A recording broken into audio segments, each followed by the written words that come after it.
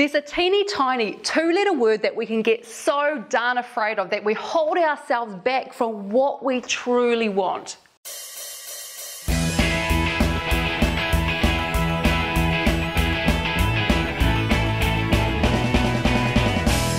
When was the last time that you wanted to ask for something and you stopped yourself in case the answer was no?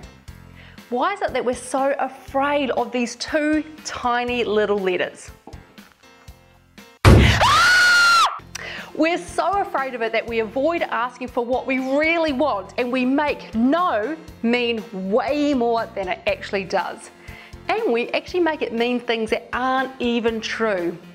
When we hear no, we collapse it into meaning things like, I'm not good enough, they don't like me, this idea was never meant to be, blah, blah, blah. And the result? We hold ourselves back in life in a really big way. We don't ask for what we truly want, the pay rise, that time off, to have someone respect our boundaries, perhaps even to be friends with that person that we want to get to know, or maybe we want to ask for some genuine support. So, how do we turn this around and take that charge out of these 2 little letters? First up, don't take it personally. As Stuart Emery said, remember, you're just an extra in someone else's play. This reminds us to not take things so personally and keep going anyway. And it's much easier to do that when we shift the meaning. With anything, the quickest way to change our experience is to change the meaning that we associate. So give it a meaning which empowers you instead. Something like, every time I hear no and I keep going anyway, it strengthens my inner resolve. Have it stoke your fire. Most people, when they hear no, they let it slow them down. Instead, use it as a fuel to keep you going.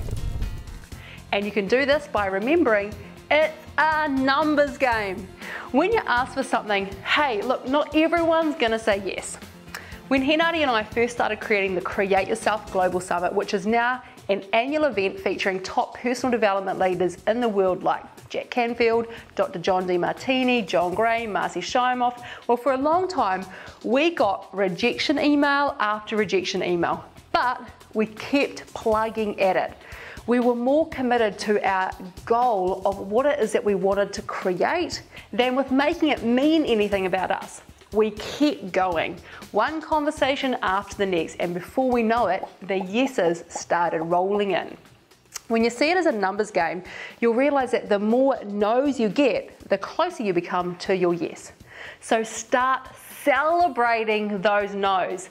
They're bringing you closer and closer to the end result every single time. When's the time that you've kept going despite hearing no, and through persevering, ended up getting the result that you really wanted? Or what's something that you'd really love to have but you've been avoiding doing anything because of that fear of rejection? Pop your answers in the comments below so I can personally cheer you along. I'm offering a handful of complimentary personal strategy sessions for people who are done with tolerating where things are at and are ready to create more in their life. Click the button for more info and to apply. I'll see you there.